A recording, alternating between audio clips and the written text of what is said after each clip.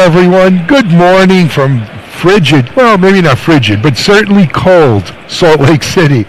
We're here with our day two KubeCon coverage. We're right on the show floor. I hope you guys can appreciate this. A lot of people walking around. I think that's the CNCF folks said there's 9 or 10,000 people here for the Salt Lake City KubeCon. It's the biggest KubeCon since in North America anyway, since COVID. I believe the ones in Paris and Amsterdam before that were bigger, so it's interesting that KubeCon is actually bigger in Europe than it is in North America. Speaking of Europe KubeCon, they've also announced, obviously, that next spring's KubeCon Europe will be in London, and there will be one in Japan in 2025. And then Atlanta this time next year. So, stuff to look forward to. We're going to do something a little different on our show here this morning on our live feed. Our next guest couldn't make it here in person, but nevertheless, they are a player in the cloud security and cloud native scene, and I wanted to bring them in for their view on things. I'd like to introduce you to Liat Hayun. Liat is, let me put on my glasses so I don't mess this up. Liat is the VP Product Management and Research for Cloud Security over at Tenable. First of all, Liat, thank you so much. I know it's evening in Tel Aviv, so thanks for joining us. I appreciate it. Always wonderful to have our friends from Tenable on. You know, my relationship with Tenable goes back to when Ron and Renaud originally founded Tenable. I guess that was around 2001, 2000, something like that. I had founded a security company and also vulnerability management, and I know Ron ever since. I'm actually still good friends with Ron and Cindy. So it's always good to hear from Tenable and what's going on. Liat, before we get into news from Tenable, and we're going to talk about some things, let's hear a little bit about you, if you wouldn't mind sharing. I gave them your title, but give us a little bit of your background, a little of your story. Of course. So I'm actually quite new at Tenable myself. I've only been at Tenable for 5 months now. I joined Tenable through its recent acquisition of Eureka Security. Sure. I was the CEO, one of the co-founders for Eureka Security, where we focused on data security posture management and data security platforms as a whole. And then before founding Eureka and joining forces with Tenable, which was a 3-year journey that we can cover, we can spend a whole hour talking just about that. I spent about 6 years at Palo Alto Networks, also leading product management teams. So I've had my time in the cybersecurity industry, seeing it from all directions. And then before that, being from Israel, I spent about a decade in the Israeli cyber command in the IDF. Got it. So that's a bit of... Excellent. So, look, Tenable is much more than Nessus or vulnerability scanning today, right? It's really become a soup to nuts type of security operation. We'll get into it, but Eureka Security, which is a company you co-founded, acquired by Tenable, may be new to our audience. Why don't we, if you don't mind, tell us a little bit about what Eureka did and how that has made its way into the Tenable product line. So Eureka Security was a data security posture management platform, what we like to refer to as DSPM. DSPM actually means 2 different things in the industry these days. We acted as the first one, which is a standalone data security platform that allows organizations to see, classify, and protect their data across SaaS applications, cloud environments, data warehouses, and so on. But it also ties very strongly into the cloud, because a lot of the feature requests and the integrations that we received as Eureka back then is to help organizations not just see the data security posture, but to get that within the context of the applications and security tools they're already working with. So it's not surprising that CNAPP solutions, like the cloud security platform we have now at Tenable, want to have the data context when figuring out issues and exposures that you have in the cloud, right? If you have a vulnerability in a compute instance, like an EC2 instance in AWS, knowing whether or not that compute instance has a self-managed database on it with sensitive data changes significantly the prioritization or how fast you're going to handle that vulnerability. So that context became quite significant, and that's exactly how we fit into the CNAPP solution here at Tenable. I love it. So look, CNAPP is obviously a pretty fast-growing space. The data security platform management is a maturing thing, but I'd like, look, we're here at KubeCon, right? There's, I don't know, almost 150 sponsors. I said about 10,000 people. Security's on top of everyone's mind, but when we look at cloud today, it's not just in the AWS data center or a Google or a Microsoft data center. It's on the edge. Some people are taking and building their cloud, private cloud if you want to call it that, but they're putting stuff back in the data center. And what people are looking for in security solutions today is not a separate solution for here and a separate solution for there. We want a solution, right? That transcends my infrastructure, wherever my data is. Talk to us about how data security posture management helps with that as well, because that's what people are asking for here, right? This multi-cloud type of approach. Yeah, so there are a few layers to what you just described, because on one hand, and we are strong believers in that, there's a huge benefit for having a platform, right? When we talk about at Tenable, when we talk about exposure, we want to help organizations identify true exposure across the environment. So if you have compensating mechanisms or specific choke points where exposure can be mitigated, we want to be able to identify the best, the most effective ways to approach that. That being said, you can't really do that if you don't have best-of-breed products that tell you about the issues, the findings, the exposures within their specific perimeter. And when we talk about exposure, it's the risk itself, but also what's at risk. It's the vulnerability, but what that vulnerability exposes behind it. So with our CNAPP, we're a best-of-breed cloud security product on its own, with the data security posture management capability within it, allowing us to assess the risk, to understand what the impact of an exposure might be.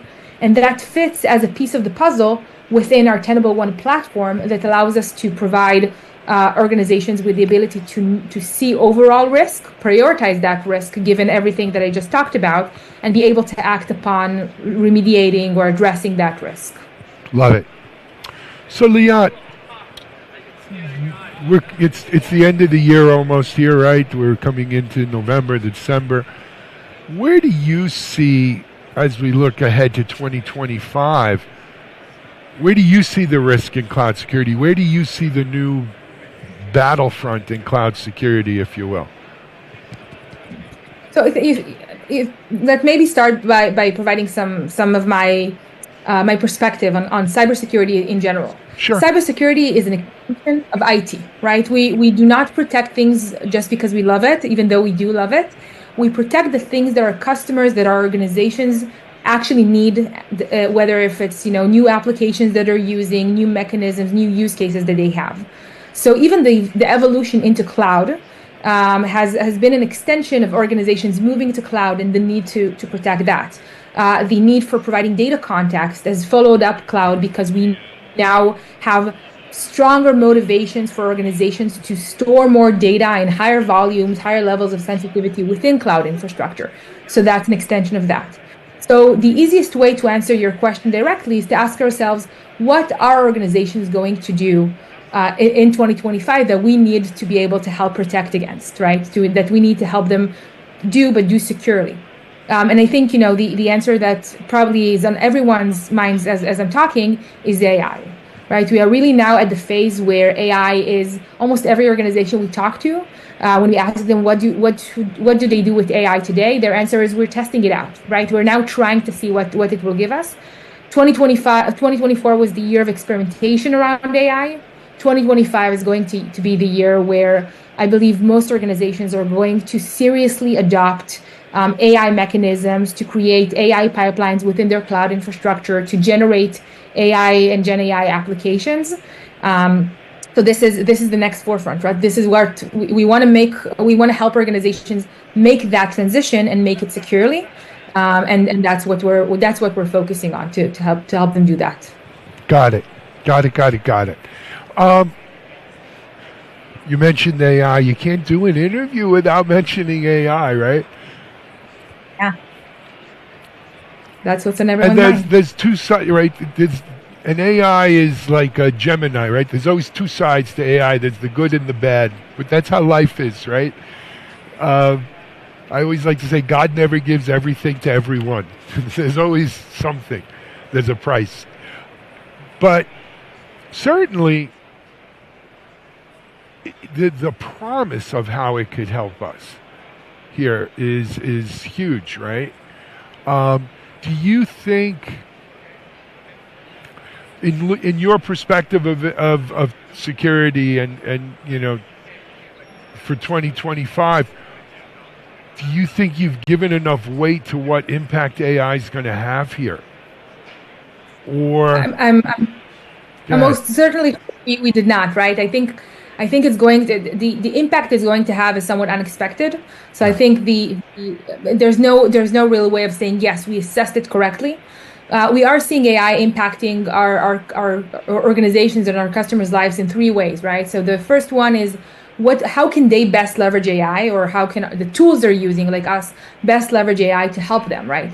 So being able to ask questions in a natural language based way, being able to provide remediation steps that are very contextual and very descriptive of what they need to do.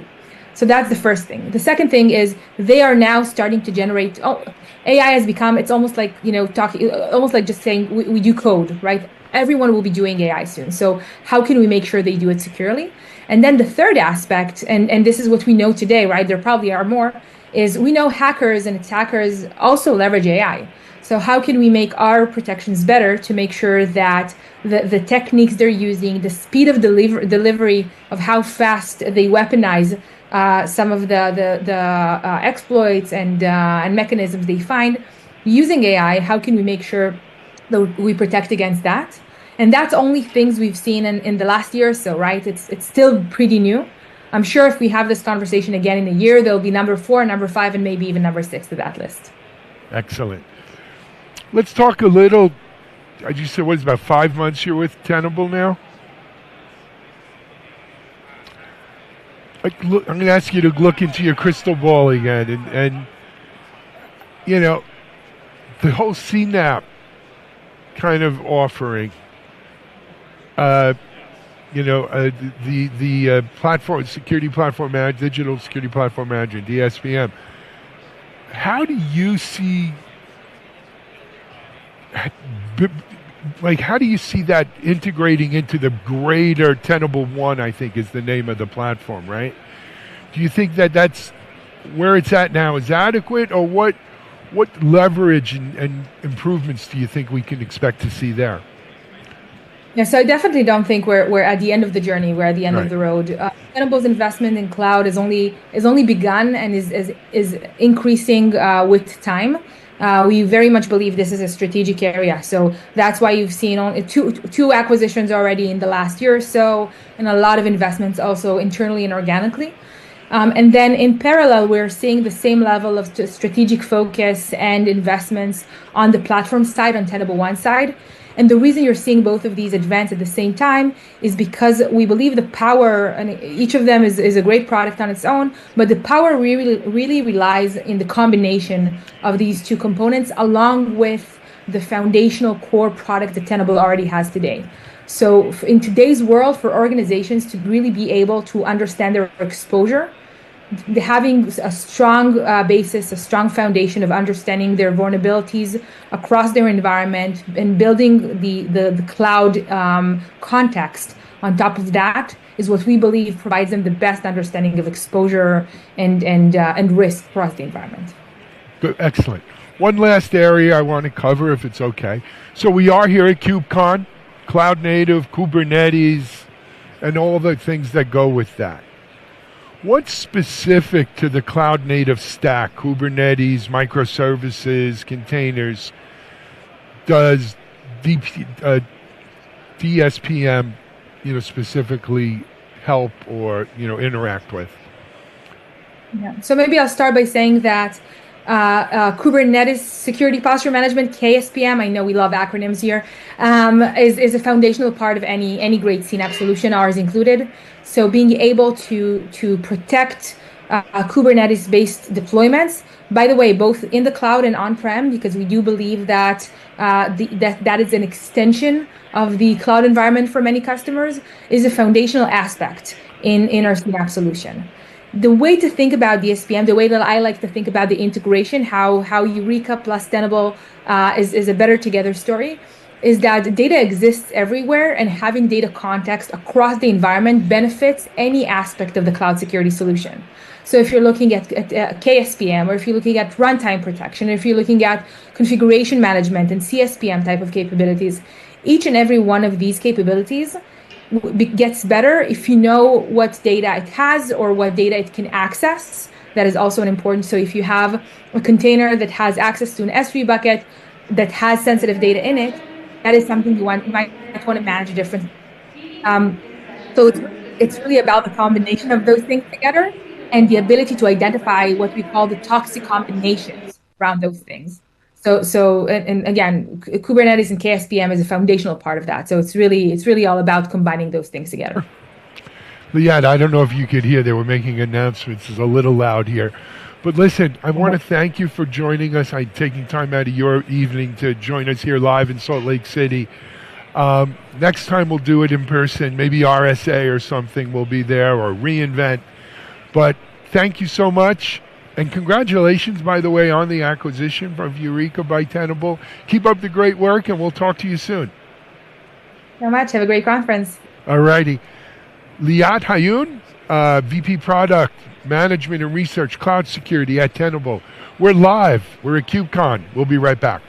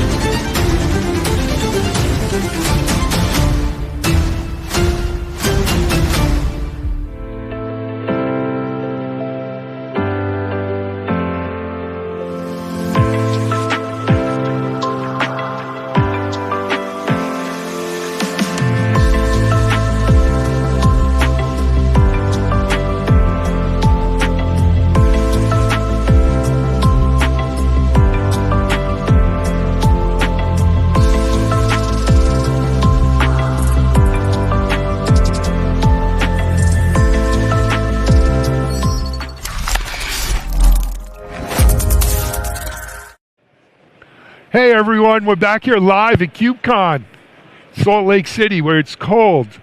But it's, you know what, when you live in South Florida, it's nice to get cold for a few days, just a few days to remember what it used to be like. Absolutely. And then go home. My next guest is someone we've been involved with at Dell for years, but always behind the camera, right? If you've watched our KubeCon coverage in years past, my friend Brad Meltz was, I forgot, was it the DevOps team or the DevRel? DevRel team, yeah, product management. Yep, and Brad's moved into another role at Dell, but really the power behind the throne was this woman right here, and now she's out front and center, Jen Aspesi. Yep, good enough. Close, you say That's it. close, Aspesi. Aspesi. I always, from New York, but okay. Aspesi. Jen, first of all, welcome for your first time in front of the cameras here with us. You know, I didn't want to embarrass you, but you have been kind of pulling strings, sort of like the Godfather or the Godmother behind there.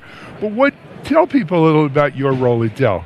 Absolutely. Thank you. Thank you for having me. It's been really a pleasure over the past few years, and I was joking with the team earlier today that I'm like the generative AI of Brad for this event, only with more the hair. Digital twin. Exactly. I like that. Okay. I like that. But yeah, so I've been in the industry for over 20 plus years in the infrastructure space.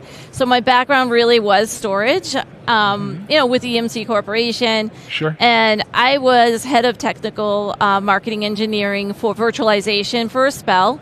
You know, I did the technical marketing engineering piece for a very long time. And in the past 5 years, I've gone into global marketing, where I really wanted to bring the customer use cases and stories into the marketing space, which in a hardware space predominantly can be challenging, right? Because we like to sell hardware, right? That's really been our bread and butter.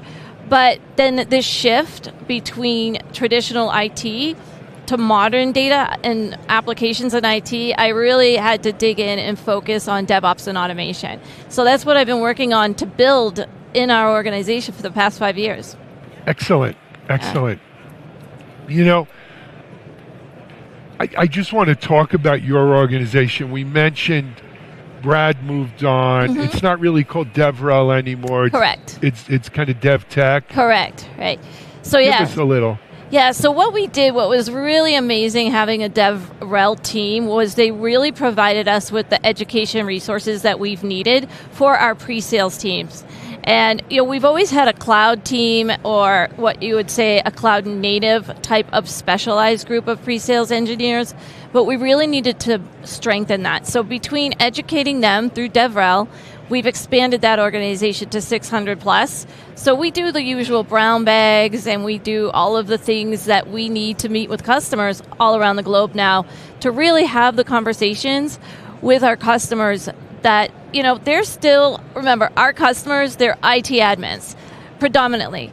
And many of them are still trying to figure out how to do DevOps, and now emerging platform engineering.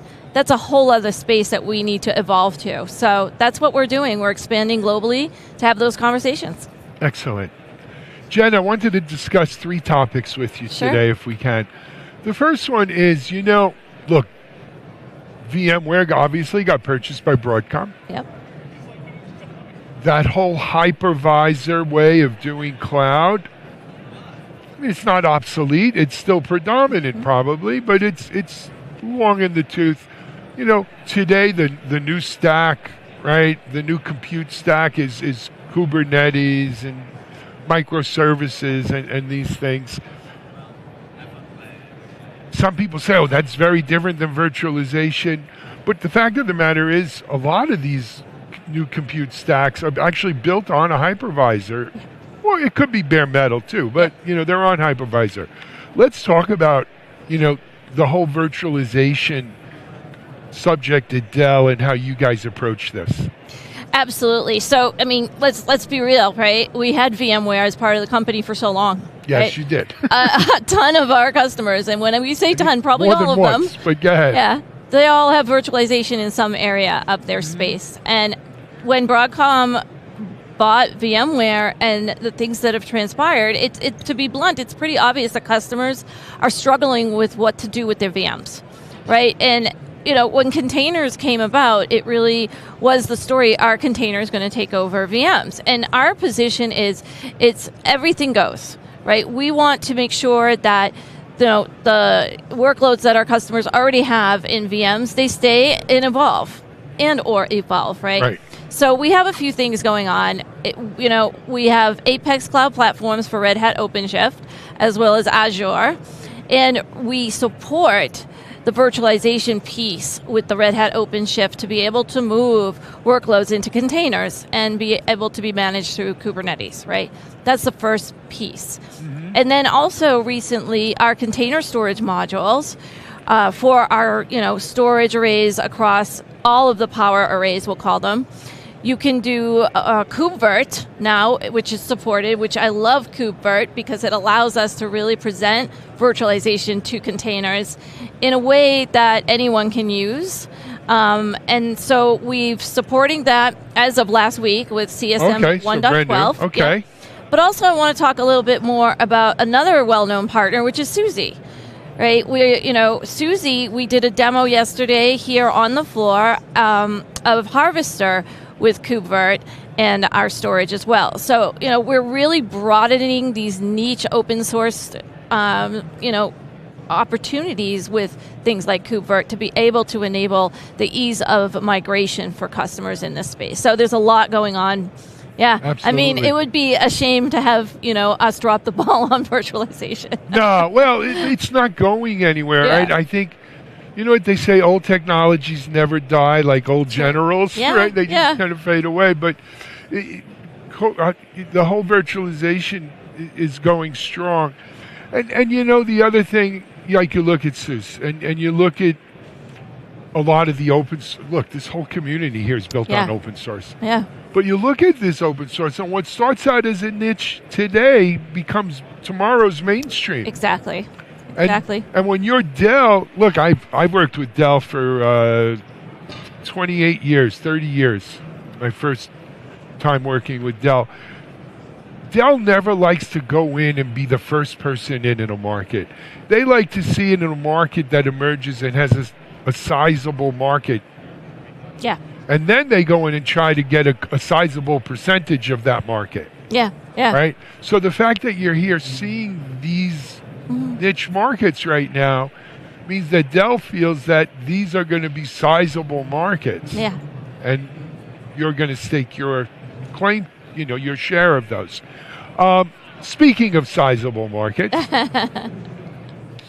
you can't throw a stick without talking about AI and generative AI, and some people are saying, oh, it's never going to live up to the hype. Some people are saying, you ain't seen nothing yet. Mm-hmm. Talk to us a little bit about, the Dell outlook here. Yeah, so, Red Hat OpenShift seems to be our go-to right now. Apex Cloud Platforms really opened up opportunity for us with customers that are using OpenShift to also be able to manage their workloads with AI, okay? And that's one piece, and that's great. That's a solution, that's an offer. The way that I look at AI, I really look at it in two avenues as it relates to Dell Technologies. Our infrastructure is built to support the workloads that build your AI ops, right? Or your generative AI tools that you're going to choose to use. So that's one piece. And I could talk ad nauseum about build your automation processes so that you could be faster at developing your AI learning, right? Inferencing, whatever. But then you have coding. Coding is starting to rise as a conversation, right? So if you think about automation processes, right? Are end users really ready to use generative AI to generate code? And the conversation goes something like this, yes, they are, and as they mature, you can start teaching people that don't understand how to script or code, how to script and code faster. But then you always need the second and third tier checks, right? You go to your seasoned developers, you ask them to look at the code that they've been using to see, is it the up to snuff to go into production, right? But I do see that there's an opportunity for a lot of the practitioners here on the floor to start really digging into how to use AI as a tool for learning how to script and code, like things like Ansible, things like Terraform. Right. I mean, I could talk about infrastructure as a code sure. for days. Right. But then there's also, AI assisted code. Right. We have a whole team that's investigating how is that going to evolve. So, it's evolving. A really big piece. I talk to a lot of people about this pretty often. And I mean, week to week, we're seeing huge improvements. I was interviewing someone yesterday, and I think it was GitLab. Mm-hmm. They're now having what they call assistants. So it's not agents, it's more like a co-pilot. But basically, when you code, the assistant will go off and do like sort of the technical writing descriptions for you. And so much of the test, it just goes. I mean, then let alone the agents, where you just tell an agent, go write this or go, set that up. And you foresee a day where, and there's a couple of trends going on. People moving out of these hyperscaler cloud centers back to data centers. Yeah. So you just, you can see Dell having a Dell setup agent that you say, hey, go set these up. Maybe it's on a hypervisor. Yeah. Set up my Red Hat. And it's done for you. I mean, the same way we're saying AI could write code. AI agents could actually set up your infrastructure. And that to me is mind-boggling as someone who started in the data center world, where you had to always have your tool belt with your screwdriver to rack and stack. Yeah, absolutely. It's a crazy thought to think of. It really is. And for somebody like me who was afraid of scripting for so long, I know. And it's pretty wild. The good news is it's not even scripting. You'll be able to talk natural language. True. Say, agent, go do this, that, and this for me. And anyway, the next thing I wanted to talk about is, we announced yesterday the launch of platformengineering.com, our newest site for Techstrong. We're excited. I know Dell has some, thoughts and goings on around platform engineering. Would you share a little? Sure, I'll give it a shot. So, really looking at, I love looking at the practitioners, right? When we go into the briefing centers and we're talking to our customers, and I alluded to this earlier, going way back, it's always been about the different types of admins, right? And traditional admins. The platform engineer to me is a very interesting piece because we all want that one and all tool to provide abilities to make it seamless and easier for those end users to do, right? I mean, this is the age-old story. We could go on and on about how many windows we've created, GUIs that people can click and launch an application and to be able to use it, right? And sometimes, it just doesn't happen that it gives them everything they need.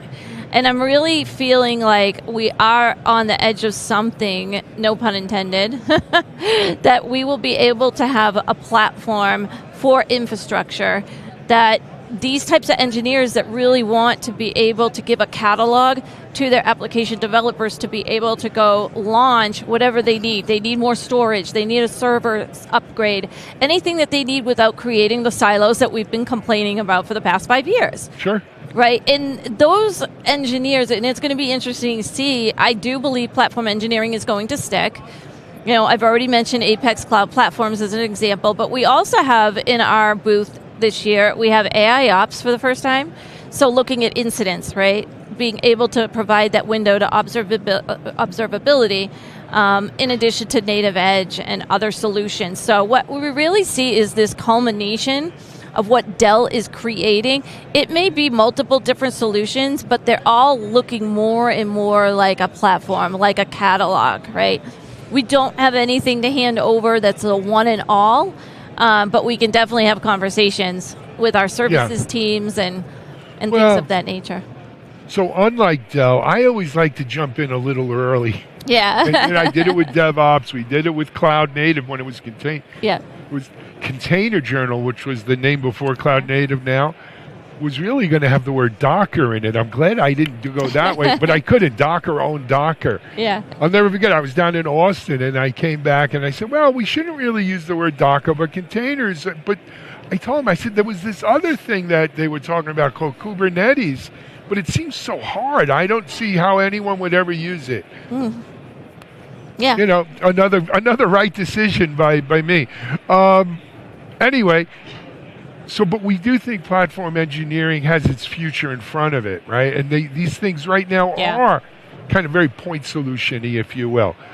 But they're coming together into just sort of this way of doing things, right? The same way DevOps, and we have ITSM, and we have Agile. And, exactly.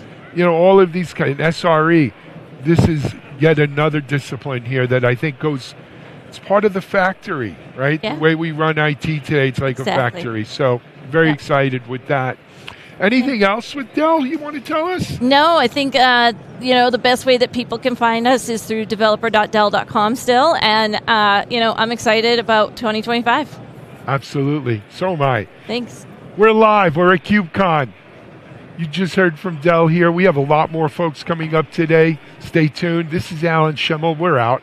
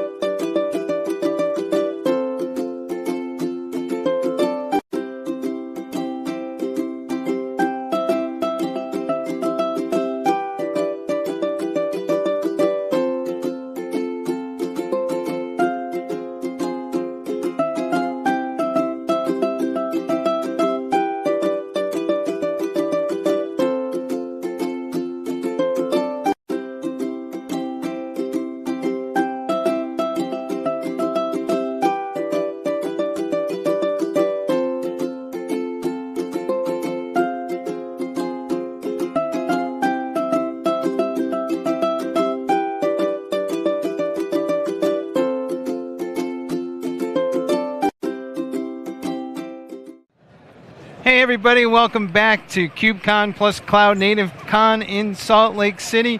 We're here with Azif Awan and Daniel Cook from StackGen, and we're talking about, well, a different way of thinking about infrastructure as code. Hey guys, welcome to the show. Thanks for having us. Thanks for having us. Everywhere I turn around, there's somebody talking about infrastructure as code, and there's a lot of debate in this community now, and some people are unhappy with other folks, but I guess I'm going to ask the question to you. Is there a whole other way of thinking about this thing that we're kind of missing? Absolutely, and that is what we have come up with, and that we refer to at StackGen as infrastructure from code. Because the past 10 years or so, right, 7 to 10 years, Terraform has reached its maturity. It has become overly complex. So all the arguments and the discussion that you hear about how to make infrastructure as code, they are primarily talking about Terraform and how to streamline it, how to just deal with that complexity. And we strongly believe that every enterprise and every organization that is dealing with and using and managing infrastructure as code, primarily the Terraform files and so on, and the templates, they should be thinking about infrastructure from code. We're here at KubeCon. How does that thought process apply to cloud native applications and Kubernetes? And, you know, because we're all in love with those YAML files, right? Well, yes. So, we asked this community what they thought about infrastructure as code, and they all said it was hard. And, in this community specifically, they're looking at Helm charts going, wait, what? So, we wanted to remove all of that problem, and we actually asked the community what they thought. Like, is infrastructure as code easy? Is it hard? And only 13% of them said it was actually reached a mature level in their organization. People are struggling with it. And 97% of the people we asked are like, it's hard. It's hard to write it. It's hard to manage it. Like, we don't know what to do. So when we looked at it, and the reason we're here is because we want to make it easy. We want to make your Helm chart creation, your infrastructure as code easy, and we don't want you to have to be working through your YAML files to figure out how to deploy an application.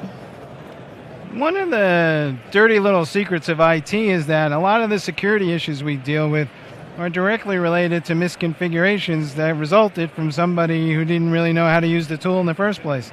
So if I'm going to do infrastructure from the application rather than me, the developer, will it be better outcome? Will I have a better implementation and a more secure configuration? Absolutely. So there are two problems associated with people handcrafting infrastructure as code and managing them over a period of time manually or through using some kludgy tools, if I can call it that, right? The way infrastructure from code addresses that problem is that rather than taking a reactive approach to scanning the infrastructure as code after it has been written and it has been rewritten or corrected, infrastructure from code basically takes into account the policies that need to be applied and builds in those policies in the form of specific configuration. So as a developer, just to be very specific, I don't even need to care about what kind of security or compliance policies my application deployment needs to adhere to.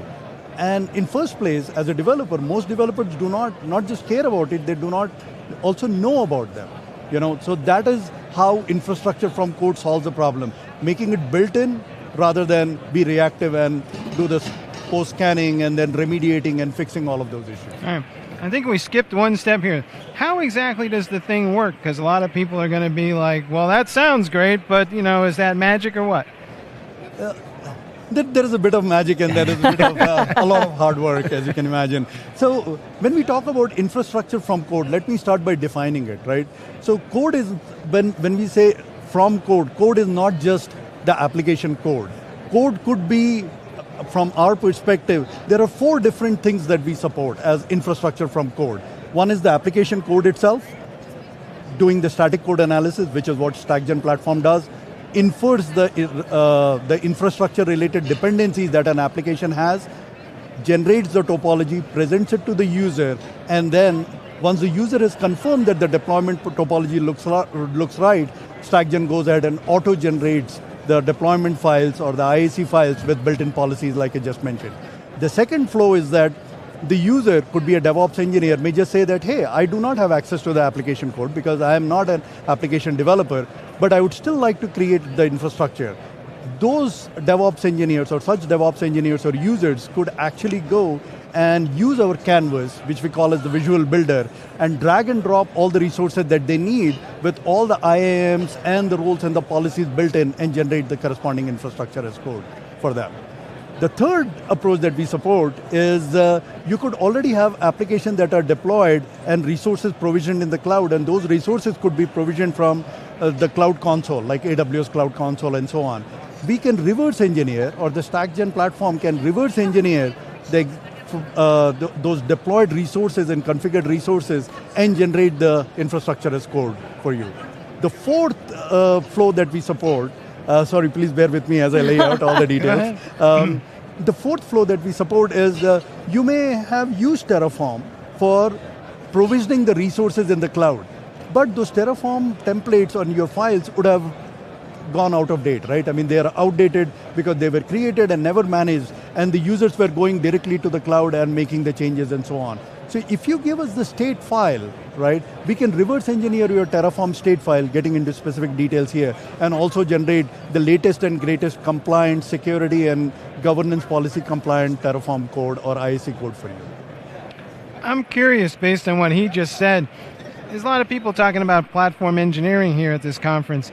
Where does that fit in your construct a little bit? Because as I understood what he just said, well, if I do that, then maybe I don't need this massive cultural change to make the entire environment work. Or, you know, is that overkill, or is it a response to a problem that we can solve another way?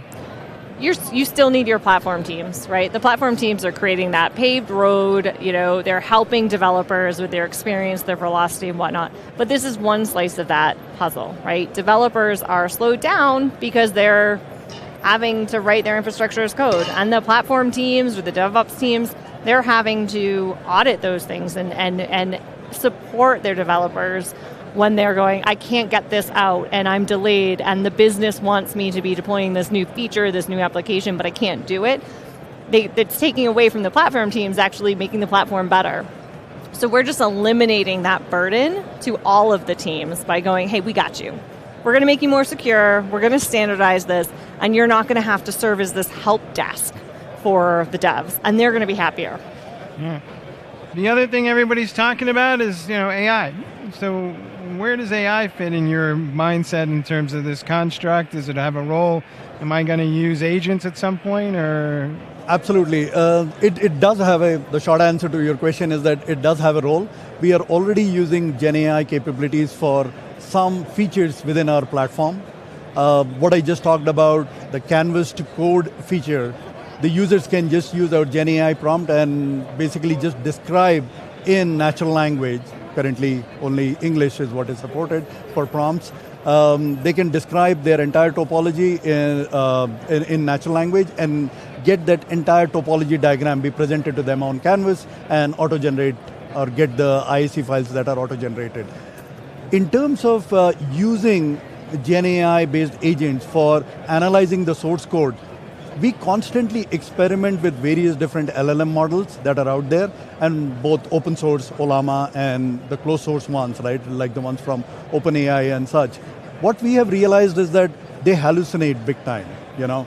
And so what we are talking about is the problem that we are trying to address is, hey, developer, you do not, one of the flows that we were talking about earlier from an infrastructure, from code perspective, you do not have to wait for the DevOps engineers or the DevOps team to be creating the Terraform files for you. What that means is, whatever is the replacement for that existing process has to be reliable. Okay, if we were to use Gen AI tools the way they exist and create something which are, let's say, 99% accurate, which means for that 1%, the remaining 1% of that confirmation, the developer would still have to go back to the DevOps engineers, and then we are back to square one, where the deployments are getting delayed and fingers are pointed or blame being passed around as to what caused the delays. This is the difference between probabilistic and deterministic, right? Absolutely, absolutely. That is, I'm so glad that you brought it up, because our approach is completely deterministic. You run it and it is idempotent, which means you run it 100 times, you're going to get exact 100, the same result 100 times, or the Terraform files with the same set of configuration. You've had a number of customers do this at this point. What have you seen them do well? What are they, what's your advice based on what you've seen these people kind of learn? And, what's the thing you wish people who might do this would learn earlier and avoid? Well, I think it's a crawl, walk, run approach. We are disrupting the infrastructure as code industry. So when we have customers, they might not be ready for the full generative infrastructure from code, but they do need help. And they need, help with their state files, and they need help with, what exists in the cloud and what doesn't. And we're able to support them on that journey to go, let's start here. Let's clean up what you already have as infrastructure as code. And then let's create views that your teams can easily use. And then we're going to get you to generative infrastructure from code, because that is where the market's changing. What do the cloud service providers say about all this when you present it to them? So a lot of the vendors are in support of it. So we work with AWS, we work with Azure, we work with GCP, and for the vendors, people are consuming more of their cloud resources, but also a lot of them want you to move from one cloud provider to another, and we can help that because we can translate one language, one infrastructure as code that might be deployed in one provider to the next one. So we make that migration easier for companies who, maybe they want to reduce their cost, or maybe one provider's paying them to move there. Maybe, heaven forbid, they want to go back to an on-premise environment because the workload changed, right? Mm-hmm. Actually, It is interesting that you brought it up because a recent support for OpenShift is to support those kinds of use cases.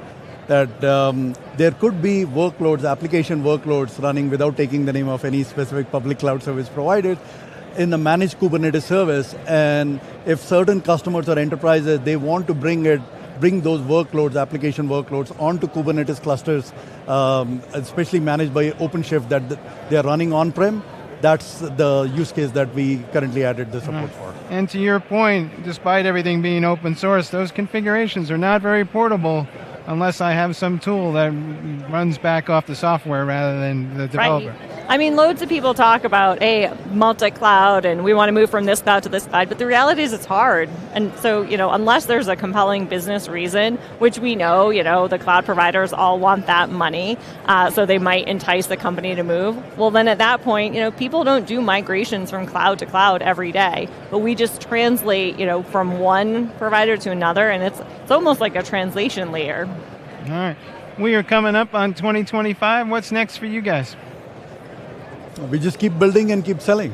We are very happy with all the traction and the interest that we are getting, and the way actually we are thinking about it. One of the things that instantly resonates in the very first meeting with any of the prospective customers, and we are targeting large enterprises, is the vision that we are carrying. And as I laid it out, and as Daniel just laid it out, that we are giving them an approach.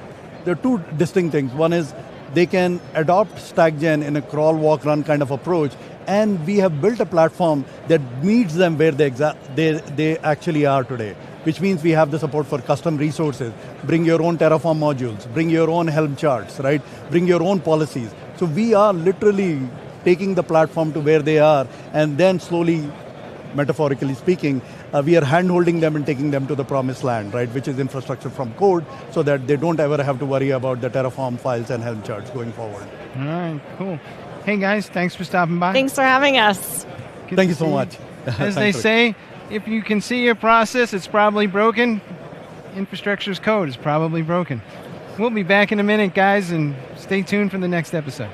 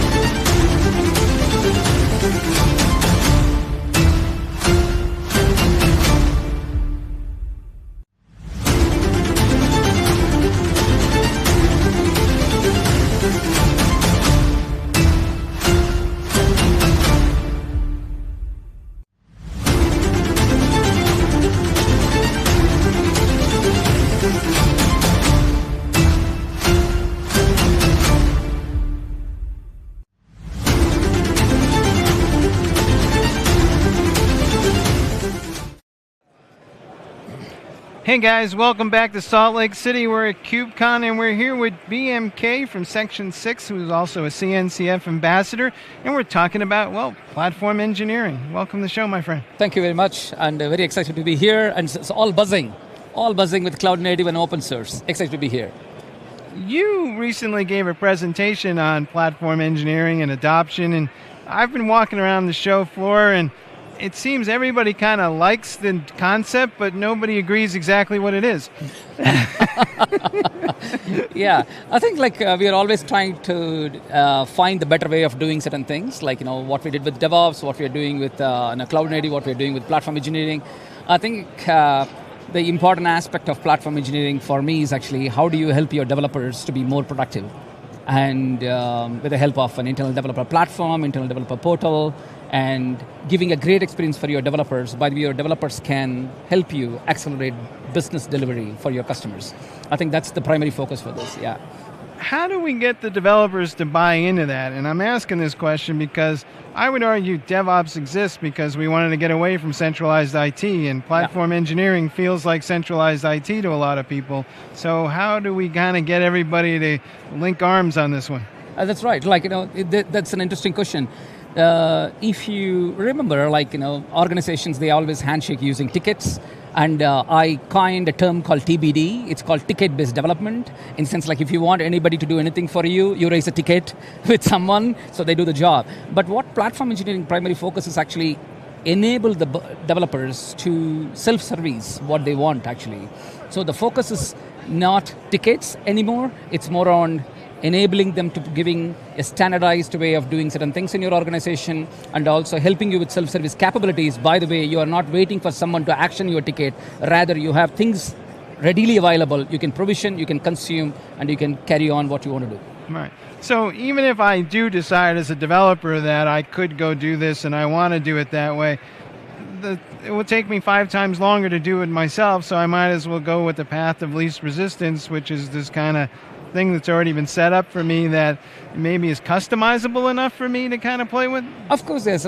Because most of the workload, what type of workload that you often work on, is .NET Core microservices, or it's a Spring Boot microservice, or you're doing a React app, or Vue, whatever it is that you're doing, including data pipelines.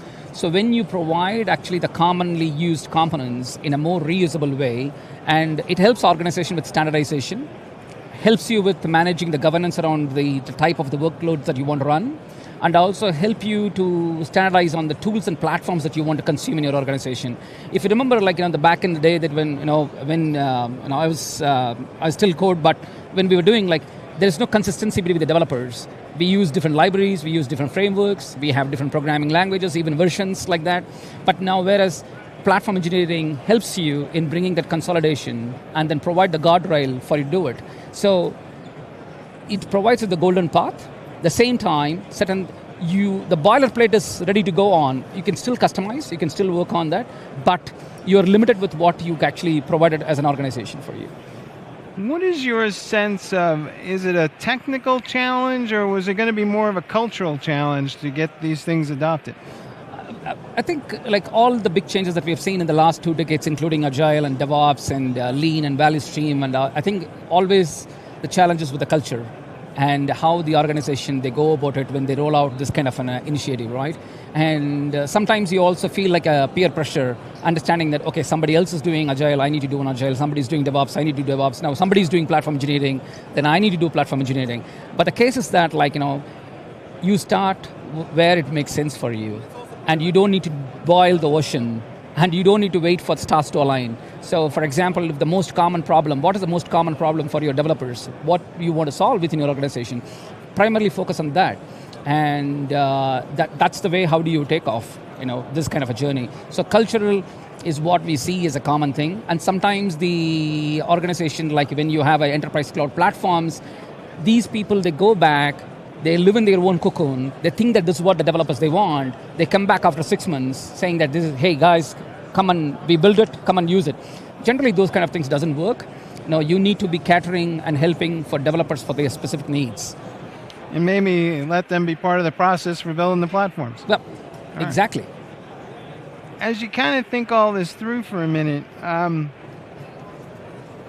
where does AI fit in this platform engineering conversation? Because it feels like we're automating more things in general. Yeah. So is platform engineering an outcome of AI, or is platform engineering what we need to do AI? I think platform engineering will help you to speed up the adoption of what you want to do, including AI. That's what I see.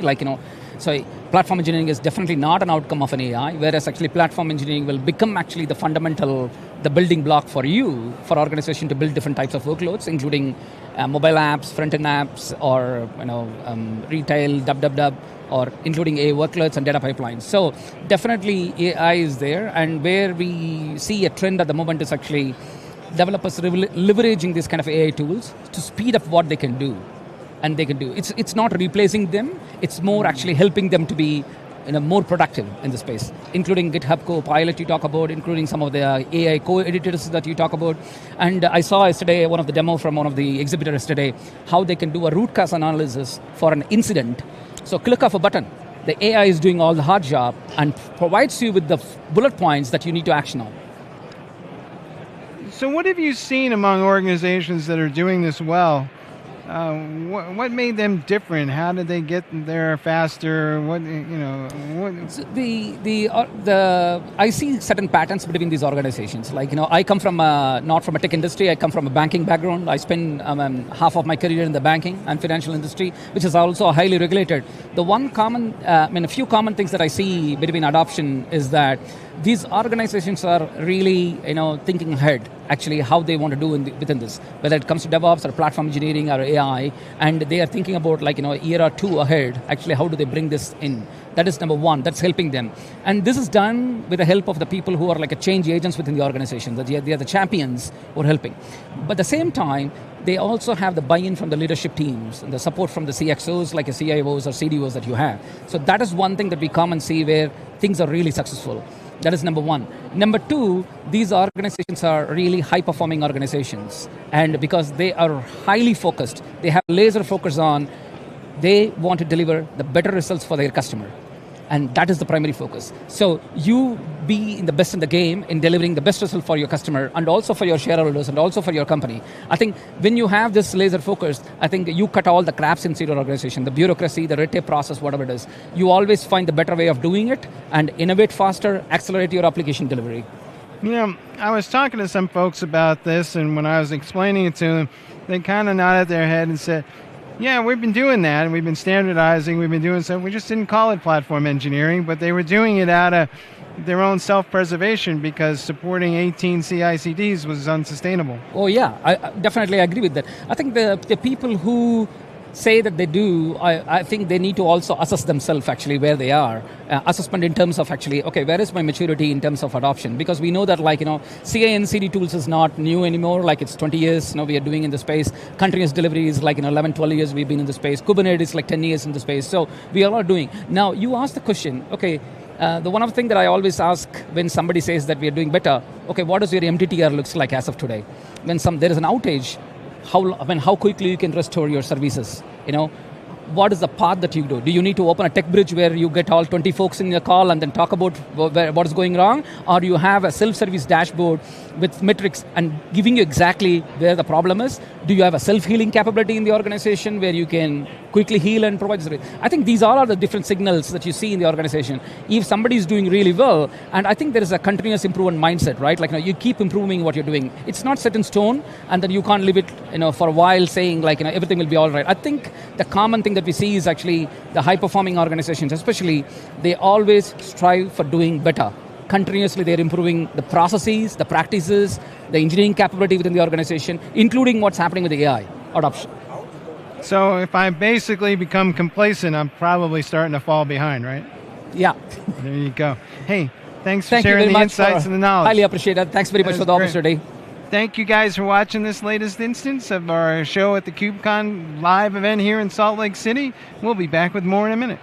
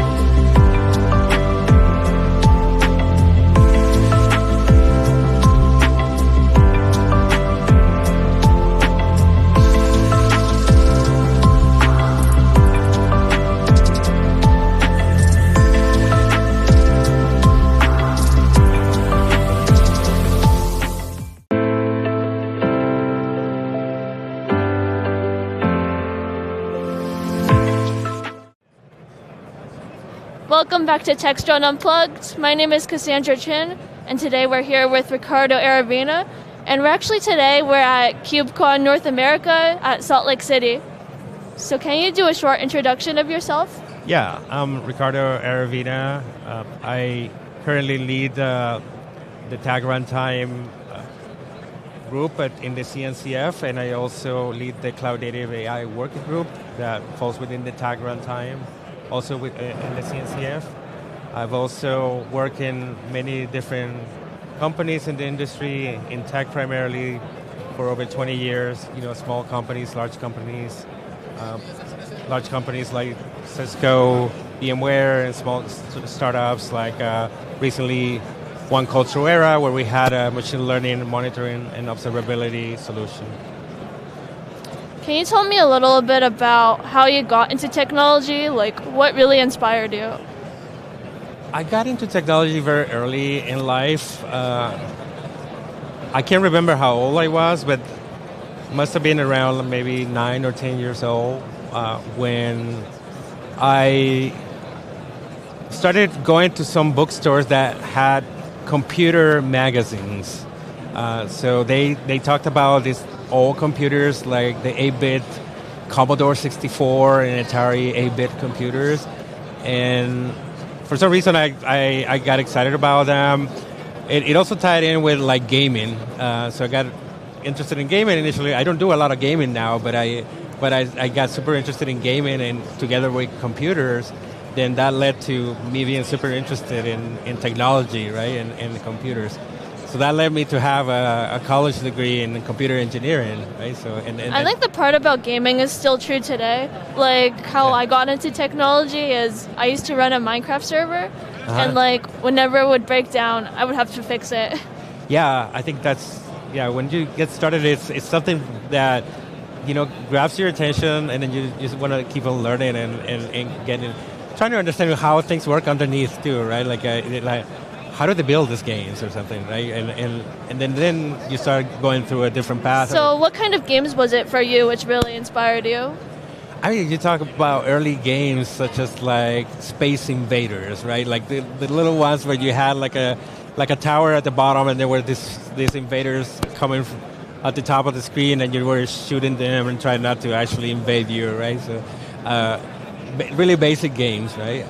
And then later, maybe some of the more popular games like World of Warcraft, so I got involved in that. But to be honest, I haven't gamed in the last maybe 20 plus years, or maybe 10, 15 years, I can't remember. But it sort of kind of became sort of like in a notion in the back burner. I still like it, but I don't do it that much. But it did actually help me get interested in the technology field. Yeah, it's still important too, because it's really what got you going. Yeah. So today we're at KubeCon. Like, you run the AI working group. Yeah. Can you tell me a little bit about what they do? Yeah, so we have several initiatives going on. We got started with Cloud Native AI white paper published at KubeCon Paris, or right before KubeCon Paris. And that talks about the machine learning lifecycle and how you can use open source to enable that machine learning lifecycle, meaning how you prepare the data, how you train your machine learning model, and how you serve your machine learning model. So all the different aspects, and in addition, observability. So that was published at KubeCon, and that kicked off a bunch of initiatives in the group. So today we have things going on like scheduling challenges white paper. So how organizations can use open source to schedule AI type of workloads on top of Kubernetes, on top of cloud native projects. We also have a security white paper, some challenges around safety, around hacking, attacks, or vulnerabilities. And then we also have environmental sustainability AI white paper in conjunction with the tag environmental sustainability. So how to be more mindful about running this type of AI workloads, because they're very expensive and they use a lot of compute. They consume a lot of power, right? You mentioned the sustainability white paper. Yeah. Is that just like a single paper or a section of a different paper? It is like a single paper, but there is an existing tag environmental sustainability in the CNCF that is collaborating with our working group, right? So that's it. Those are some of the examples. There are some super exciting things around how you can use AI to help cloud native, right? So not just how you can run AI on top of cloud native, but like how you can use the output of an LLM to improve the Kubernetes pods running in your cluster, right? Like how to utilize them more efficiently, how to find gaps, or how to find problems or issues, or how to maybe make it easy for engineers to issue or write like a prompt that says, tell me if something's wrong with my Kubernetes cluster, and coming up with like this, very descriptive natural language response that can help people troubleshoot some of these problems in infrastructure and cloud native environments, right? If someone watching this interview today wanted to get involved and join a working group and help with these white papers, how can they do it? I say start joining our meetings and get on our Slack channels and look at our agendas, look at what we have on topic. Anyone is free to add an agenda item, related to whatever the interest area is. And they can just bring it up. And if someone has a specific idea that is not there, feel free to bring it up. And there's still a lot of gaps. And if there is something existing, we welcome anybody to just join in and start contributing and start working with the other folks that are interested in the same space. The idea that we also have is that we can join efforts to avoid duplication, right? So if somebody else has the same idea, then why not actually work together to join forces and make something better? And I would like to add to that, I joined the AI working group about a year ago, and it's a very welcoming environment. Because even in the meetings, it may look intimidating, but actually when I speak up, people will stop and listen to. Yeah, so we tried our best, and that's how we believe it's going to be going forward, and also we think it's a path to getting people excited about the technology and continuing to grow the working group and the space. So moving on, do you want to talk about your involvement with Tag Runtime? Sure, yeah. So with Tag Runtime, I became a co-chair maybe about 4 years ago. And the CNCF has a structure where they have a governing board that typically manages the finances of the CNCF.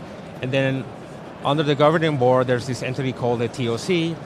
And then the TOC, initially I think it was maybe 5 or 7 members, and then continued to grow. But the cloud native ecosystem kept on growing behind Kubernetes. So Kubernetes started all this, but it kept on growing with different projects around the Kubernetes technology. And some of them later may not necessarily be related to or directly related to Kubernetes, but it's just the ecosystem started to grow. And then so the need started to arise in terms of how do you break down this different type of streams of different areas, right? So the TOC worked on creating this tag structure around different technology areas like runtime, observability, application delivery, storage, network.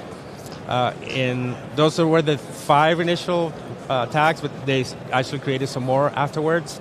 And then so when that opportunity came for Tag Runtime, they were looking for co-chairs, and I jumped in and I put myself up there to be nominated and basically became a co-chair, right?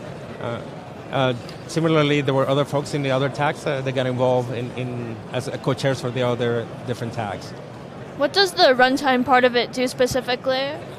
Specifically, the container runtimes, there's several aspects, but initially I think what people think about the most is the container runtimes, like Docker itself or Containerd or Cryo. There's projects that help you run containers in VMs or help you run on any bare metal machine that you need to run a container. But the scope is a little bit wider.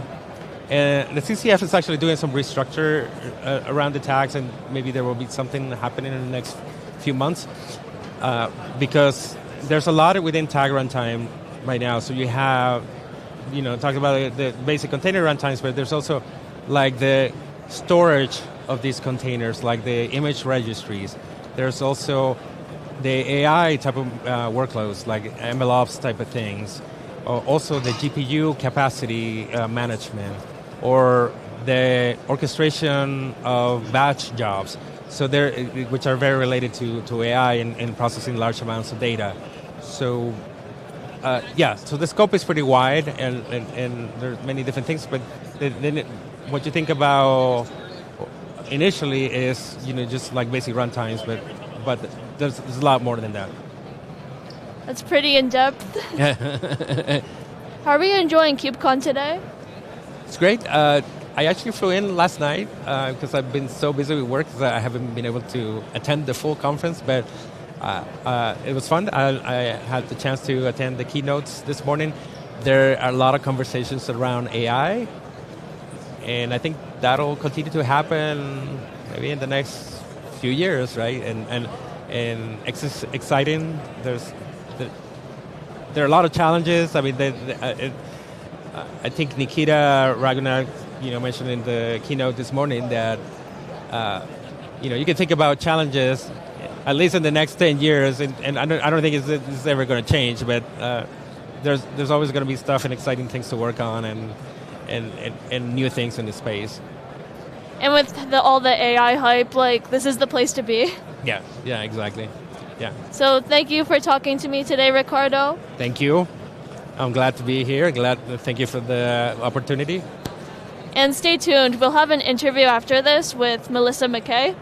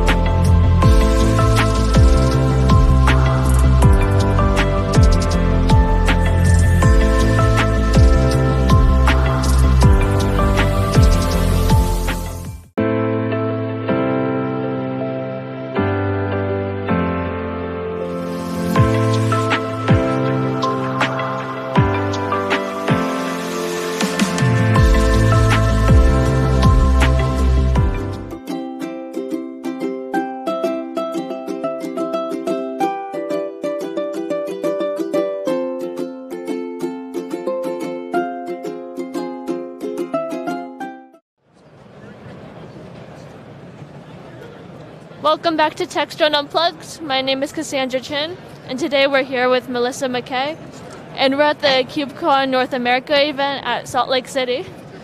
Cool. Can you introduce yourself? Sure. Yeah, beautiful venue, by the way, here. Lots of excitement, lots of people. It's been really cool. I believe we have like 9,000 attendees. Yeah, pretty awesome. I'm Melissa McKay. I'm currently the head of developer relations at JFrog. I'm actually based in Denver, so not a huge trip for me to get here. But I've never been to Salt Lake City, so this has been quite the trip. Beautiful place. I'm happy to be here. What inspired you to get into computer science?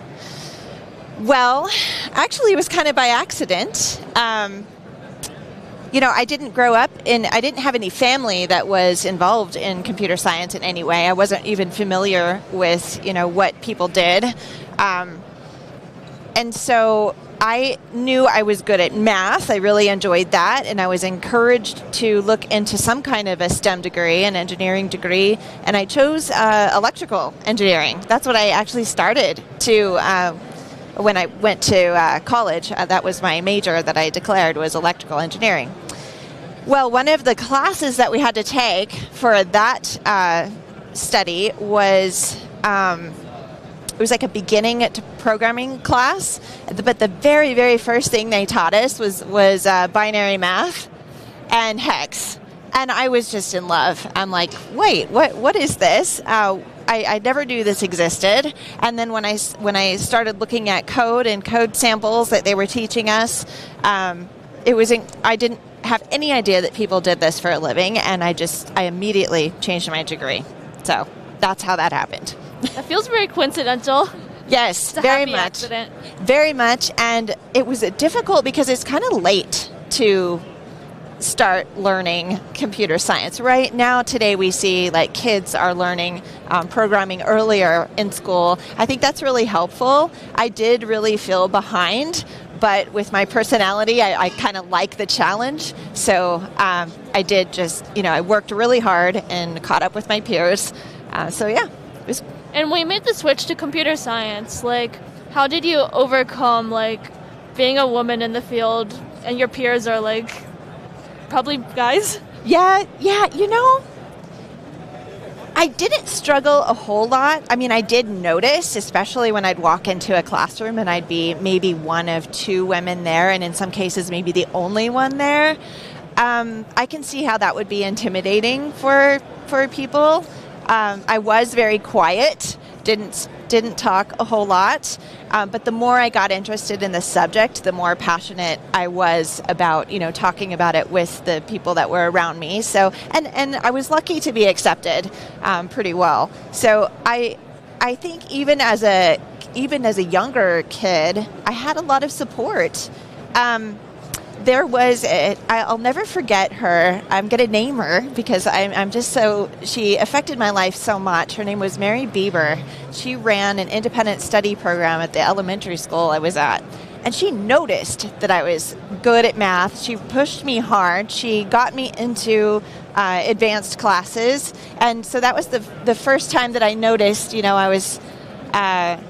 as a younger girl, I was being pushed into situations that weren't as comfortable, but I got a lot of practice with it early on. So when it came to doing stuff later and being involved in computer science especially, all my professors were men, and a lot of those students were guys. I think it was just a confidence level. I was lucky because I have heard, stories from others, just anecdotal, that, maybe their journey wasn't as easy. Yeah, I think sometimes just knowing someone who supports you can, make the difference. Yes, my professors were very supportive, too. No time did I feel like I was being singled out or ignored or anything like that. So, yeah, good experiences. And I know earlier in your career you were a software engineer, yes. But now you're, I guess, head of DevRel? Yes, so that was quite the move. I was a developer for years and years and years. I had the opportunity to start an internship and then was later employed by a services company that did a lot of contract work for other companies. So I got a lot of experience, like broad experience in different languages and different tool sets and stuff. I think that made a big difference because it gave me that breadth of knowledge that you definitely need for DevRel, of course, in order to be able to have good conversations with a wide variety of people. But I loved programming. I loved being in front of my computer, writing the code, fixing bugs, going to Jira, pulling a task out, getting stuff done. The planning meetings with my teams, those were always really good experiences.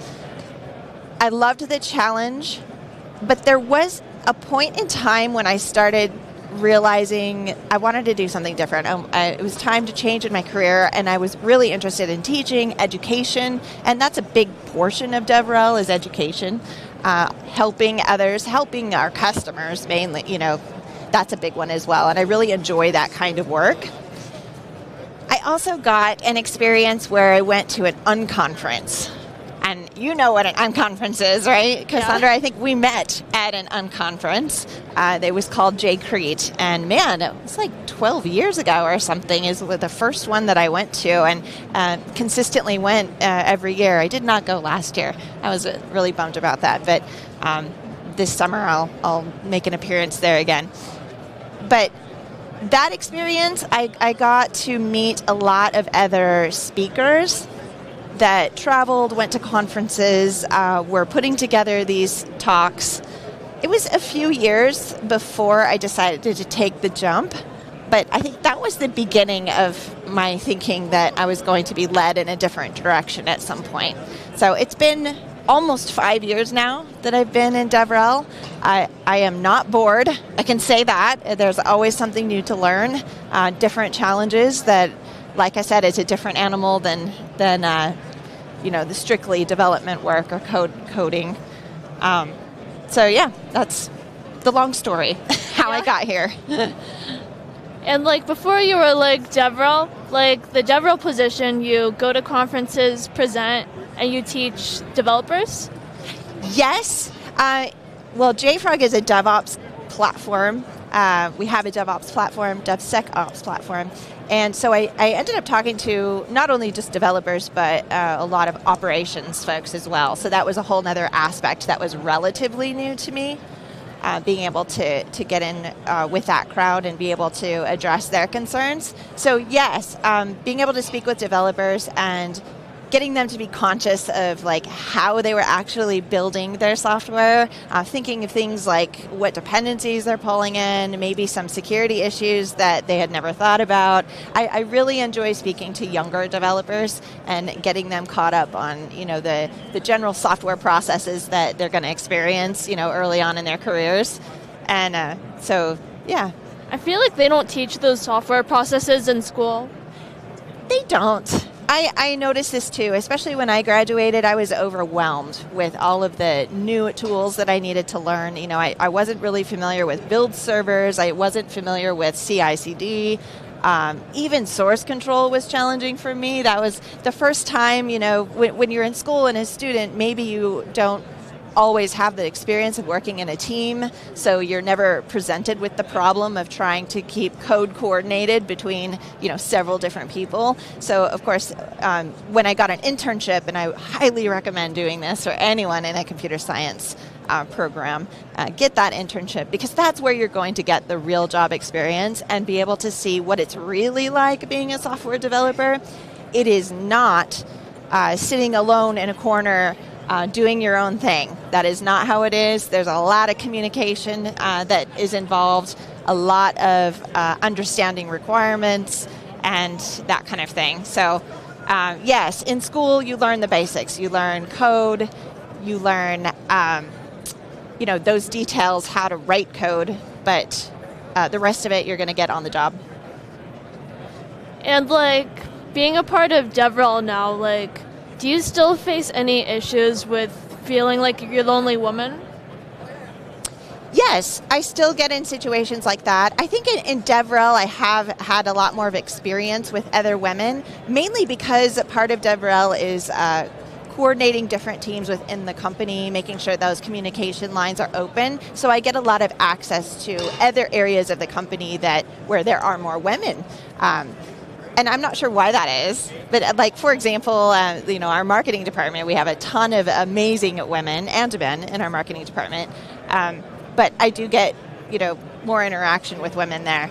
There's still plenty of times, especially, when I come to an event, I may go to a session even, and I'll look across the room and maybe there's, 5 women in a 100-person audience. Occasionally that does happen. And I'm not sure why that still is today, but I think a big portion of it, at least for me in my own experience in getting here, was just getting that support, not being subject to the biases that we all have unintentionally in a lot of cases. And I got, pushed and encouraged into this position. I mean, personally for me, I'm pursuing computer science, but I've known you for a long time and you're in the industry. Yeah. So you're like a pillar of support. Awesome. That makes a difference too, is getting women in these positions and then having us talk about it. So I love doing this with you, Cassandra. I think this is very important to get that out there, to have examples for other girls, other women that want to get into this career. It's absolutely possible. I hope we can inspire more women to get into computer science and we can build allyship. Yes. So thank you today, Melissa. Thank you. Good talking with you. Yeah.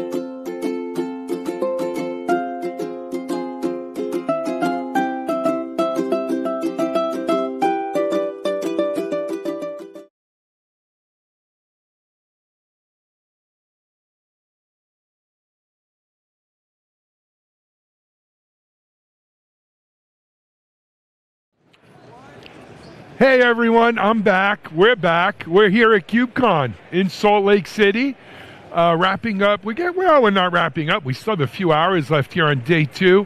I want to introduce you to our next guest. His name is James Wilson. Hi. Okay. Hello, everybody out there. I want to make sure I got the name right. You did get it right. It's a very common name. I was going to say, this is one of the easier, Smith, right? It's one of the easier names I've had to pronounce this week. But anyway, James is with a company called NOPS. You may not have heard of them, but we're going to hopefully get you wise to them in a minute. First, James, welcome. Thanks for coming in. Before we get on to NOPS, let's hear a little bit about Common James Wilson. Common James Wilson. Well, yeah, common name. Let's see. So I've been in this tech industry for about 25 years now, and sort of followed the path into the cloud native and public cloud world. Let's see. I've been in 4 startups. This is the 4th one. This is the 4th. Yeah. So I started out building private clouds for the telcos over in Seattle for many years. For a company called New Bay, which ultimately was acquired by RIM. Yeah. So worked for BlackBerry for a while, and then saw the writing on the wall there. So moved to the Bay Area, joined a startup called Aspera. Wanted to get deep into R&D, and through those experiences, helped companies like Netflix move into AWS. Really? So yeah. So then we were firmly in the public cloud. We got involved with cloud native and really Docker and Kubernetes and Docker Compose, really just so that we could start testing our software. It became the best way for us to manage configurations and set up all of these different environments, still to deliver on-prem software. And somewhere along the way, we realized that we could start using this technology to build an as-a-service model.